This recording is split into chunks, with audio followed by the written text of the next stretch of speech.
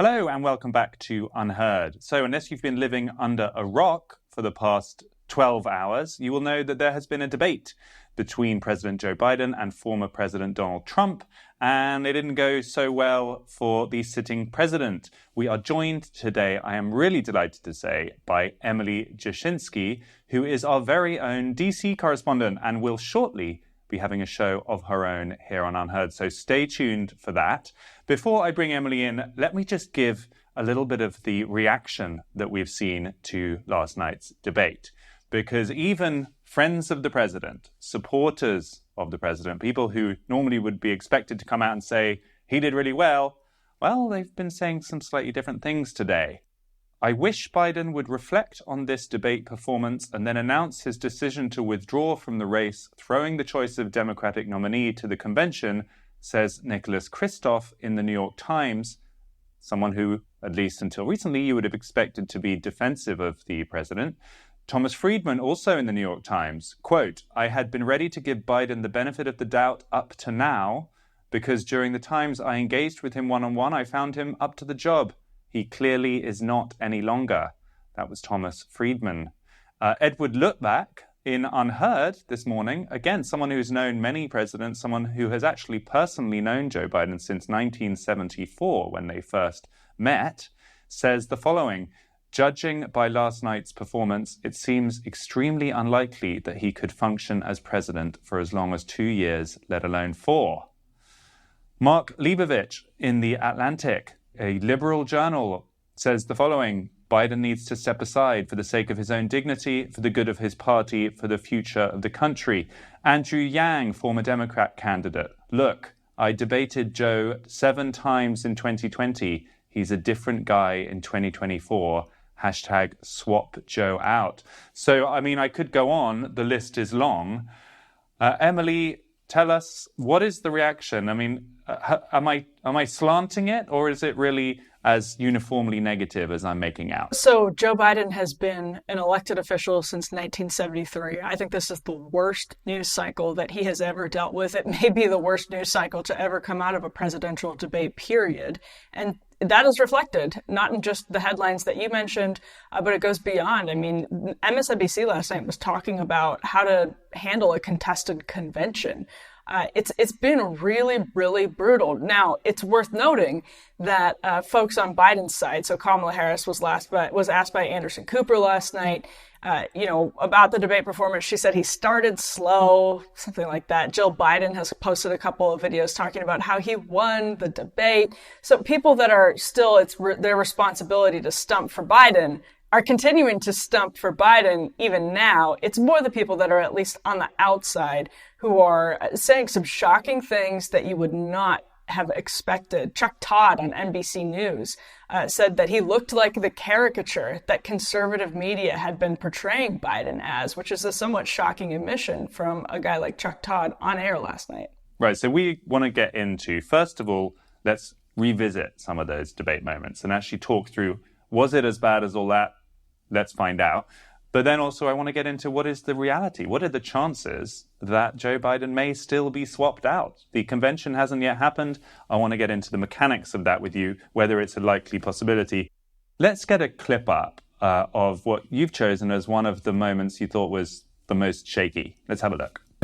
Eligible for what I've been able to do with the with the COVID, with dealing with everything we have to do with. Look, if we finally beat Medicare. Thank you, President Biden. President Trump? Well, he's right. He did beat Medicare. He beat it to death, and he's destroying Medicare. He just appears to lose his train of thought completely. This is early in the debate as well. This isn't, after 90 minutes. This is 10 minutes in. It's one of his first big answers.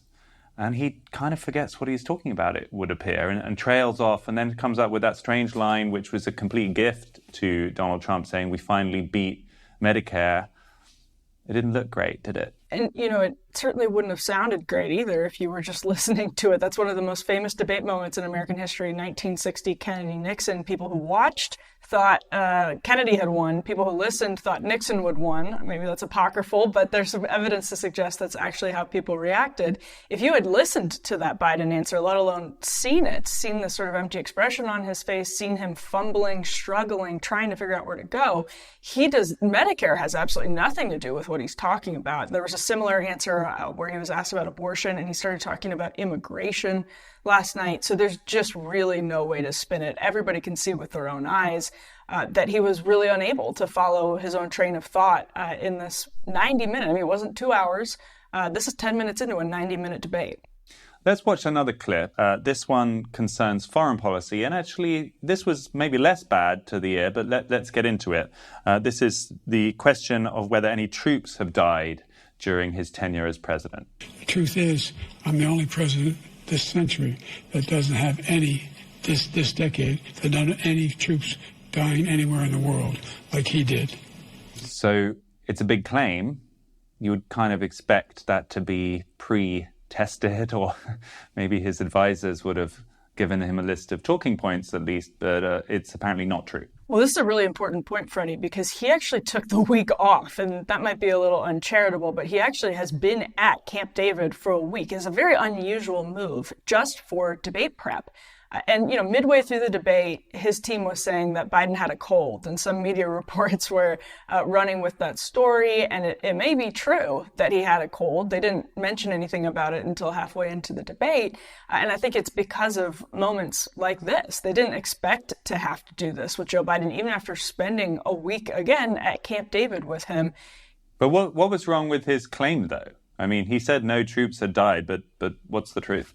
Yeah, he forgets clearly in this answer, just in January, 3 American service members were lost in Jordan. Again, just in January. One of the bigger ones that people have focused on in the aftermath of this debate is the 13 men and women, American troops, who were killed in Afghanistan during the withdrawal, which Trump and Biden went back and forth on the withdrawal to the extent that you could kind of follow the exchange.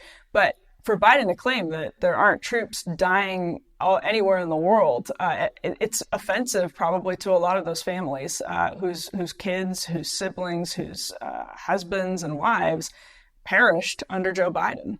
Let's have a look at Donald Trump then. We've got a clip of how he reacted to this, because for him, on the sort of Donald Trump scales, this was him at his best behaved. That's what it really felt like. There was a lot of talk in advance about the fact that they were going to mute the microphones when the other person was talking, which was a sort of a tactic that seemed to anticipate old-fashioned, bombastic Donald Trump interrupting all the time, and they wanted to avoid that happening. But that guy wasn't really on display during this debate. He was a little bit more mild-mannered. How did he play it, do you think? Yeah, I think there were a couple of moments where he flirted with the line of almost looking like he was kicking a puppy when he was invoking Hunter Biden. It's hard. There was no live audience, so neither Trump or Biden could read the room. But there were points where it almost felt mean. He did, though, pull back. He was pretty calm compared to the typical debate Donald Trump. So he must have been picking up on something. He also really didn't address the elephant in the room of Biden's age, except for one time. And we do have that clip. It's pretty interesting. It's for Donald Trump, again, I think you're right, Freddie. It's subtle. What I've done since I've changed the law, what's happened? I've changed it in a way that now you're in a situation where there are 40% fewer people coming across the border illegally. That's better than when he left office. And I'm going to continue to move until we get the total ban on the total initiative relative to what we're going to do with more Border Patrol and more asylum officers. President Trump? I really don't know what he said at the end of that sentence. I don't think he knows what he said either. Look. It's been playing on social media a lot, that clip. Apparently it was successful. And I guess you could say that it was a kind of jibe that didn't go too far. Do you think he played that well? I mean, it strikes me that it was definitely Donald Trump trying to be well-behaved and trying not to overdo it. But then he he kind of did address the elephant in the room in the end. I think one of the biggest surprises for me was the debate moderation. I'm totally was wrong about how well that would go for CNN. But Donald Trump Jr. actually agreed with some folks on the left who, before the debate, said, this mic muting thing might actually be really helpful for Donald Trump. And I think that's exactly what we saw last night, that this really regimented debate style for both candidates forced Donald Trump to kind of contain the entertainer, Donald Trump, that version of himself. He did have to be silent for the most part during the answers, and that worked. Whether or not that was a conscious choice or it was something he was forced into doing by the rules, he didn't want to look like he was, overstepping or whatever it was. He wanted to give people a sense of normalcy juxtaposed with Joe Biden. I actually think that moment he handled really well. Again, I do think there were moments where he started talking about Hunter Biden and it felt mean. It was uncomfortable. But given how poorly Joe Biden performed, it's hard to blame Donald Trump for just proceeding with the debate as usual with the president of the United States. So I don't know ultimately that it hurt him too much with viewers. Let's talk about RFK Jr. Robert F. Kennedy Jr. Obviously, he was not allowed onto the debate stage. He had argued hard to try and get in on that debate because his poll numbers are looking a lot better than many independent candidates in the past. He hosted a kind of rival debate with himself, a mono debate where he basically answered all of the same questions, and it seemed to go pretty well for him. How did that play out? It really did. And technically it worked better than I think a lot of people expected it to. We had John Stossel in LA moderating it. So John Stossel would essentially repeat the questions that had been given by CNN to Trump and Biden. And they did a sort of split screen effect where it almost looked like RFK Jr. was in the room with Trump and Joe Biden. He had about 6.4, at least as of this recording, 6.4 million views on X of what he was calling the Real Debate. That was also hosted on a website called The Real Debate and on Rumble. So there are a lot of different platforms to sort of combine the views. But it seemed to be a really successful move for him. One clip in particular is the one that I've seen the most, and it's from his closing statement. And what you see is such a strong contrast with, there's this moment towards the end of the debate between Trump and Biden where they were actually like bickering over each other's golf handicaps. It was a take it to the country club moment. Like, you guys are arguing about being president of the United States and bickering over your golf handicaps. And so in RFK Jr.'s closing statement, it was really powerful, I think, because of the contrast that some people started to see emerge with Trump and Biden. And we can take a look at that clip here. There was a poll taken that asked young people under 35 in this country, are you proud of the United States? 85% said yes. The same poll taken 5 months ago, 18% said yes. So somehow, during the administration of these two presidents, an entire generation of Americans has lost pride in our country and a hope in their own futures. And they feel that way because they see what's happening. They can't get into a home. The first generation in history in America that is going to live worse lives than their parents. So for any Europeans listening or watching that who are not yet familiar with RFK, the funny voice thing needs to be addressed. He has some kind of voice box issue, which means his voice sounds strange. It's normally the first thing people remark on. But that aside, I suppose people in the US are beginning to get used to that.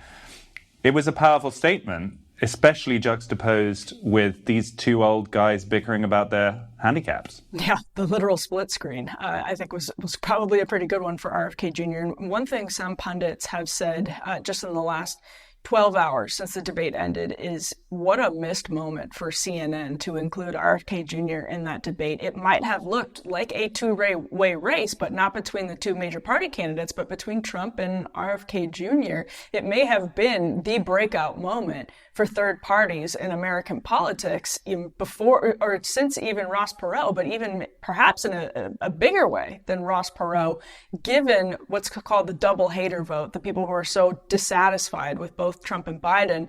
If RFK Jr. had been able to make that point, which he specifically cited polls before both Trump and Joe Biden were in office, patriotism among young people, and he said, what happened, between these two presidencies, Trump and Biden? He was really specific in the timeline that he gave in that answer about how it's declined. So I think he handled at least that moment exceptionally well, and it's no surprise at all that that moment's going viral. Well, what is his polling like at the moment? I mean, I should say, are skeptical of opinion polls on this show because they've often been wrong, but give us a rough indication. Yeah, so in the five-way Real Clear Politics average, that puts Donald Trump up by 2.6% overall. Their average for RFK Jr. is 7.2. They have Trump at 42.3, Biden at 39.7, Kennedy at 7.2. Now, in order to qualify for the CNN debate, he actually passed the polling requirement, which was to qualify, you had to hit at least 15% support in 4 reputable polls. He did that. So in 4 reputable polls, he was actually at 15%. And it's possible, depending on what Democrats do with Joe Biden, if they cling to Joe Biden, you could see a real skyrocketing of RFK Jr.'s numbers among people on the left, Democrats, who realize that their only choice now is either to support this man who is apparently not capable of completing a sentence, let alone being the commander-in-chief, as the many voters may see it now, or Donald Trump. They might more turn towards that option. Yeah, I mean, he's considered this controversial, heterodox character. Obviously, statements about vaccines in the past. He's kind of said some quite off-color things about vaccines. But he's a Kennedy. He looks like a president. A lot of liberals will just kind of vote on that basis. And, okay, he doesn't sound so great with the voice, but his positions on a lot of things will appeal to liberals as well as Trump voters. It's also worth pointing out, I feel like, that decision to host the rival debate last night also sort of shows the limits of the gatekeeping power of the establishment media. In any prior election, the debate is the debate. And if you're not on the stage, you're nowhere. But because of the channel changes, because of the new media, that power is less and less. So I feel like it's a sign of things to come in terms of more opportunities for interesting new candidates to emerge. And even on a technical level, he really was able to splice himself into the live stream. There were some 3 shots where you had RFK Jr. on the left and then Trump and Biden that really almost looked like they were at the same event. And so, yeah, the gatekeepers, when technically it's that easy to bypass them, this is the first debate that was held without the Presidential Debate Commission since 1988. The first televised debate since 1988. And I think CNN handled it technically well. There was a question as to whether it would be basically chaos because this hasn't happened in a really long time. But technically they handled it fine. But even so, keeping out RFK Jr., at least 6.4 million views on X. I mean, that's a lot of lost revenue potentially for CNN as well. Okay, let's address where we are, Emily. It feels like a bit of a watershed moment. I've been getting messages even from British, European people who have tuned in. It's the first debate. It was kind of the moment where we were going to see whether President Biden can handle himself in this campaign, and he seems to have been judged to have failed that. What happens next? Is there any realistic chance of him being moved off the ticket? There are a couple of things I would watch out for based on what I've heard from people kind of in the Beltway just in the last 12 hours. The first is that at the Democratic National Convention in August, it's mid-August, it's in Chicago. What they could do is go to a second ballot. So the way the DNC works is that the so-called delegates are absolutely tied to they're tied to delivering the votes that their state gave to each candidate in the primary on the first ballot at the DNC. They are then released from their obligation to vote on behalf of their state on the second ballot. So if it goes to a second ballot, if they can get it to a second ballot, they can potentially actually at the DNC choose a new candidate. All the delegates perhaps would rally around Kamala Harris, Gavin Newsom. Gavin Newsom was there. We may even have that clip pulled up that we can play for everyone. Gavin Newsom was in the spin room after Joe Biden's debate. His job was to spin on behalf of Joe Biden. And after that performance, Newsom was grinning from ear to ear. Are you going to be the next Democratic nominee? No, our nominee is Joe Biden. I'm looking forward to voting for him in November. He's going to be our nominee. Because you know that everyone are talking about you as a possible nominee now. Thanks. Are you enjoying it? We're going up here? Thanks, guys. Okay, for those people listening on the podcast, that is a clip of Governor Gavin Newsom, governor of California, who is a widely talked about alternative potential candidate for the Democrats. His COVID record to one side is kind of patchy by my standards, but he seems to be popular. He looks good. And there he was. Yeah, I mean, he looked like the cat that got the cream. He was supposed to be a cheerleader for President Biden, and he looked like basically Biden's bad performance had helped him. Yeah, because he's now seriously, his name was floated many, many times in the media just in the last 12 hours as somebody who can step in. Other names that people have thrown about obviously would be Kamala Harris, but Gretchen Whitmer, the governor of Michigan, is one name that I probably heard more than any other name that delegates could suddenly rally around this candidate. Now, where it gets trickier is the Nicholas Kristof column you mentioned was really, that was the route that most people seemed to land on just in the immediate aftermath of the debate, which was Jill and Joe Biden need to reflect on what happened and come to a decision about whether or not it is wise for him to continue this presidential campaign, meaning that a lot of people just say, we have to put our hope and faith in Joe and Joe Biden to kind of make the right decision and realize that this was a disaster. He can't carry a campaign, even if he thinks he can carry the country. And that's just entirely on them. Personally, I feel like the contested convention route is less likely. I think Democrats are very loyal. The idea that there would be a sort of lifetime revolution against him, which he was against, I think that's a tough call. But I do think it increases the chances significantly that he might elect to step aside. All it would take is a few of his most senior, most trusted aides, cabinet ministers, people who he really relies on and respects, to gather together and come into the Oval Office and say, Mr. President, we don't think this is going to work. And he would then pretty much be obliged to step aside. So what are the chances of that, do you think? Yeah, it's really hard to say. But when you have the New York Times, by the way, published a story like halfway through the debate on how Democrats, high-level Democrats, were kind of panicking internally over the performance. They followed that up with the Nicholas Kristof column.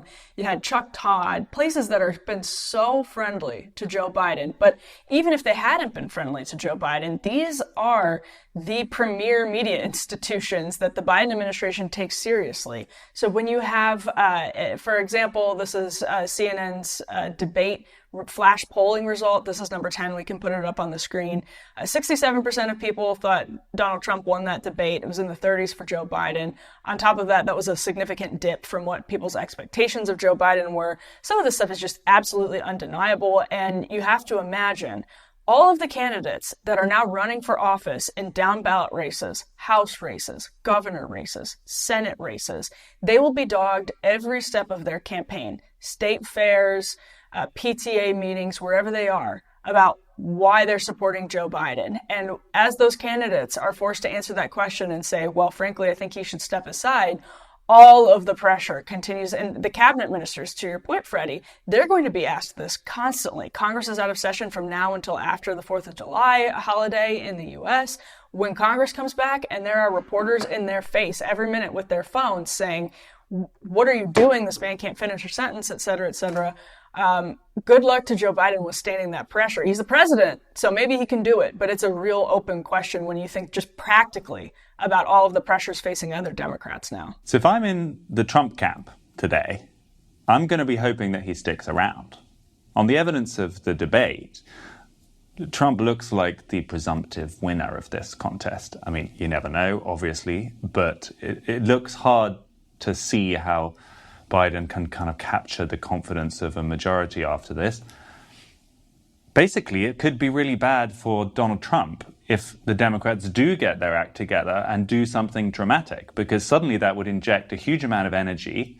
There would be an exciting convention, which would, bring new candidates onto the national stage. There's lots of younger, more kind of vital characters. Gavin Newsom is just one of them. Obviously, Kamala Harris would be hoping that she would be the default alternative nominee, but there are other candidates that you mentioned. It could be an exciting thing to watch. It could inject some interest into this campaign and could totally change the dynamic. Could be devastating for Donald Trump. It's important to remember that he's defeated two of the weakest candidates. I mean, his wins, I should say in the general election debates, he beat Hillary Clinton, historically just a bad candidate. He didn't beat her in the popular vote in the general election. He has beat Joe Biden in a couple of debates, obviously lost the election to Joe Biden. So he's not exactly a strong candidate himself, which comes as news to absolutely nobody, but he's only ever been competitive against historically bad candidates, the sort of people that are missing the moment in the Democratic Party, that are themselves rather old and rather emblematic of the legacy Democratic Party and the legacy politics as usual. So Donald Trump is in if it's Kamala Harris, I'm sure he's probably pretty happy. But basically anyone other than Kamala Harris, I think, is a huge, huge warning sign or a risk for Donald Trump going forward. Right now, he's tied. They're in a statistical tie. So easily 5-7 point bump, perhaps, for someone who's who's able to actually get through their sentences and seem capable of governing. Getting through the sentences is the crucial idea here. And what is so extraordinary, and I feel we need to reflect on before we conclude here, is that the two people that the United States have found to face off against each other, to be their leader, both of them, there's the same sense of jeopardy. When you're watching them, you're thinking, how is this sentence going to end? And in Biden's case, you're thinking, is he going to lose his train of thought? Is he going to reach the conclusion successfully? In which case you're going to think, hooray, he managed it. And you've got to say with Donald Trump, it's more amusing, perhaps, but he also meanders. He talks on, he will go for 5-8 minute long sentences and end up in completely different places to where he started. There's a sort of similarity there. And then you throw in Kamala Harris. Her sentences have been the subject of many hilarious spoofs. They're also kind of scary to listen to because you don't know how they're going to end. All you'd need is a candidate who just speaks in full confident sentences that are cogent, and they'd already kind of be at an advantage. As an American, it actually just made me really sad watching that debate last night. And I've referenced the golf handicap moment a couple of times, but that to me was like I had a sinking feeling in my stomach, as funny as it is on the surface, just because it's like, is this the best that we have to offer through our democratic process, Donald Trump and Joe Biden? And remember, Democrats went to pretty extreme lengths to keep RFK Jr. off the ballot in primaries, to keep other challengers, Marianne Williamson, off the ballot in primaries. And so this is the result. This was Joe Biden. And it's a very, very sad thing to witness.